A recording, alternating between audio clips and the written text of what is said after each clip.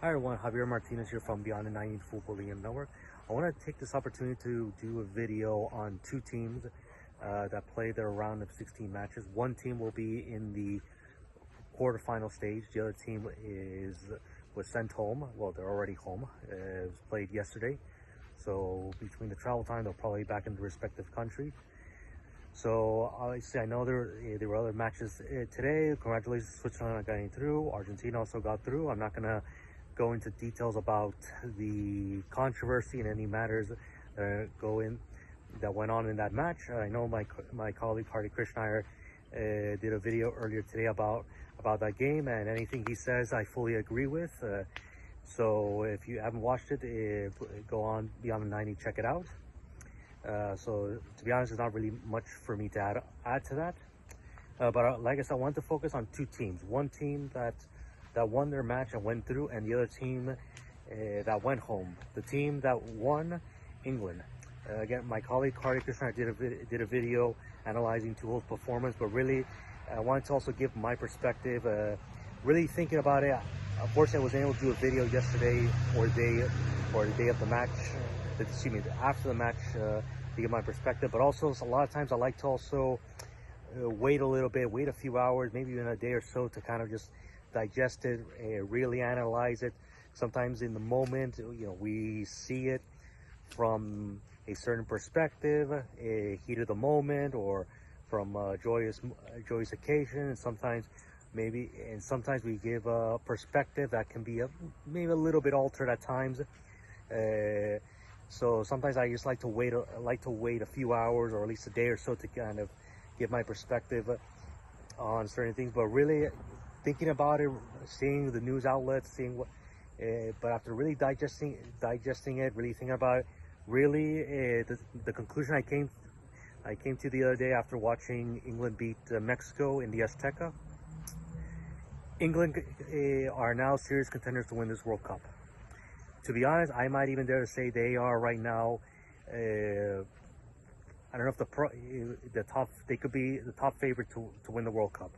That's how good the performance was, and aesthetically, in terms of, it probably wasn't the best, but that mental performance, the shift each player put in, the way they handled adversity, and probably in what is in a hostile environment, the Azteca, which everyone knows it has its mystique. Stadium that when Mexico plays, is just a cauldron. And obviously England was the better team. They were the favorites.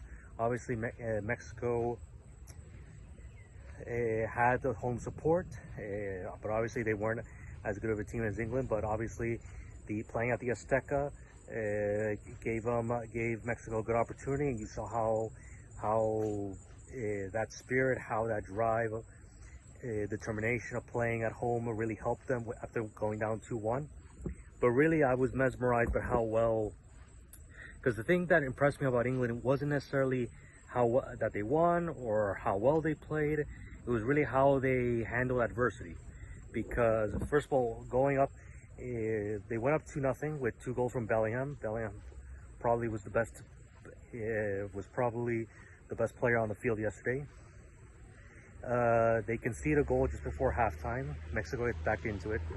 Then they go up 3-1, before the 3-1, they have a sending off. Kwanzaa gets sent off. Now, most teams, as we've seen before, will lose it. I mean, to be honest, I thought it was a clear red card. I know it's unfortunate because obviously Kwanzaa, that wasn't his intention. It's one of those things that, you go for a challenge, and unfortunately with the studs,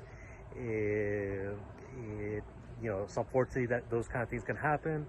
And obviously going in slow motion, the challenge looks much worse than it probably was. But at the same time, I mean, while it wasn't intentional, it was a dangerous and reckless challenge. So it was a proper sending off. We'll see whether it gets rescinded after what happened yesterday a few days ago with Balogun's red card being rescinded. So I doubt it will be rescinded, because honestly I think it's comparing a bit apples to oranges, but still, who knows? We'll see what happens. But really, after that, that mental strength they had to really come back. First of all, get that penalty and Harry Kane scoring in a clutch moment. Obviously, well, it's not surprising him scoring in clutch moments. He's done it over numerous years. And then they concede you could say dodgy kind of penalty, if you want to say. Was it a penalty? You know what? I'll just go with the decision on the field. I guess Mexico gets back into it. They're playing at home with a man up, and England was exhausted. You can just see the players. You can see how exhausted players like Bellingham, Kane, and all those people were. They just couldn't keep. They were just struggling physically. It got to the point where they were just mentally drained, physically drained. But the thing I most admire about England's performance yesterday, a lot obviously in Tuchel's tactics. I know Kartik talked about that as well. I agree 100% with that. But the thing I really admired about England, about what Tuchel's been able to transmit onto that team, was how they responded to adversity, because they went down a man playing at the Azteca, and with some, obviously I don't want to say it wasn't it wasn't a robbery at all, but you can also kind of tell that that Mexico was getting, that the referees was trying to do their best not to go against Mexico. So there was a bit of that injustice, but instead of them just complaining, going to the referee, losing their minds, everyone just had a level head. Dealt with it. Obviously, it's not fair, but it is what it is. We all know how FIFA are with these host nations and certain clubs. Certain teams. One of the teams that played today can tell you about that. So, but really admired, really respected how they went about it. They didn't complain. They didn't whine. They just said, "Okay, this is what we got to do. It's not ideal, but we deal with it." Everyone from Bellingham, from Kane, even Saka, who I thought Saka was the weakest, was probably the worst player on the field yesterday, but they all put in a great shift. Tuchel got his tactics right, then putting in 6'7" Dan Burn, and they got the job done. Now they go into the. I mean, I hope I don't jinx myself, but now they have to go take on Norway, who put in a great performance against Brazil. So we'll see what happens. It'll be here in Miami. But really impressed. I think that's probably the best performance I've ever seen England in a World Cup ever. And I think England have a good chance of competing for this tournament, for the World Cup. So we'll see. I mean, now we'll see how they take on Norway. But like I said, England is one of the top contenders. For me personally, I would argue they are now the top contender. I think talent-wise, maybe they don't have as much as France, but they have a well-balanced team, and they showed the other day they have the mental fortitude to deal with adversity, to be able to win this tournament. So hats off to them. We'll see how they do against Norway. And the other team I wanted to talk about was Portugal, who were eliminated yesterday. Sad to see that it was Ronaldo's last game.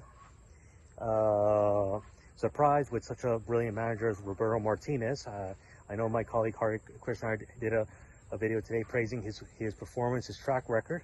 Obviously, that's me being sarcastic. So really, it was just the only thing I could really say. Obviously, Portugal never really got going in this tournament, but I will say a bit like I said previously with the Uruguayan national team, with Bielsa, with Germany, with Nagelsmann. To me, this all comes down mainly to the federation for hiring Roberto Martinez. Because let's be honest about it. First of all, there's the elephant in the room of Cristiano, who I long admired. He's one of my favorite players. For me personally, I think he's the best player of his generation. But let's also be honest about it. Ronaldo is it's not even that he's not even nowhere near his best. I mean, let's be honest about it. He can't move. He is nowhere near as much as Messi is. Also, Messi and Modric also are not at all in their prime. However, since they both live on their talent, they at least look like they're in shape and they can provide for the team. Ronaldo, you can just see that doesn't have the speed, doesn't have the agility to be able to score. I will say yesterday, it was something that the Telemundo commentator said that I agree with. I thought yesterday he had it was a intelligent performance by Ronaldo. He didn't just sit in the box waiting for the ball. He brought back into the midfield, looked for the open spaces to help out. But like I said, to me, primarily this all comes down to Roberto Martinez, because if, for whatever reason, you have to have Ronaldo in the team, whatever reasons, the Federation will have their reasons, I don't know why, then you have to take a page out of Argentina's book in 2022, which is you had Messi, who was nowhere near his best. I mean, the guy was struggling at PSG at the time. So, what did Lionel Scaloni do, who is the architect of the Argentine national team? Annoys me here. The press give all the praise to Messi. To me, the true architect of the national team is Scaloni. But what did he do? He had Messi. Since he knew that he had to play Messi in the team, he had Messi starting, and behind him he had 10 warriors, 10 guys who would run for Messi, who would defend for Messi, do anything they can to avoid Messi from running, for having to do a lot of pressing, a lot of work, to be able to free him to be able to do what he does in attack. And to a certain degree, it helped out a lot, as we saw with Argentina in the last World Cup, and even in this World Cup, that in a few off the field matters and officiating decisions that have gone in their favor, but won't go down that road. But yes, if Portugal wanted to at least compete for this World Cup, then Roberto Martinez should have taken a page from that and say, okay, Ronaldo's got to play, then you need 10 warriors on the field. Now, in theory, you look at the team, Portugal could find those warriors, even better warriors, as a lot of them are technically better than the Argentine players were in 2022. You have guys like Joao Neves, Vitinha, who work like who are workhorses at PSG. So there was enough players in that team for him to put a team behind Ronaldo, to be able to at least put in a good performance and to look like at least look like a threat throughout this tournament. I mean, they finished second in a group behind Colombia.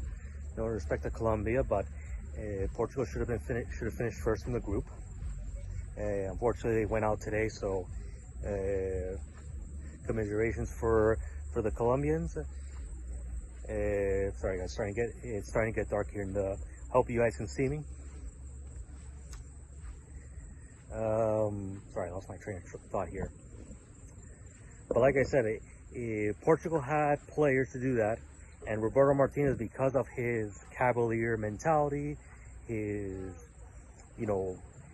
because of his philosophy, his way of playing, he decided to just go out with all the try to say, okay, we're gonna outplay teams, we're gonna try playing beautiful football, whatever that means. And now they're out in the tournament. Obviously, one decision I really do not understand about Roberto Martinez is that, like I said, you need to have 10 warriors on the team. But what I don't understand is that if you want to build that team, why is Bruno Fernandes on the field?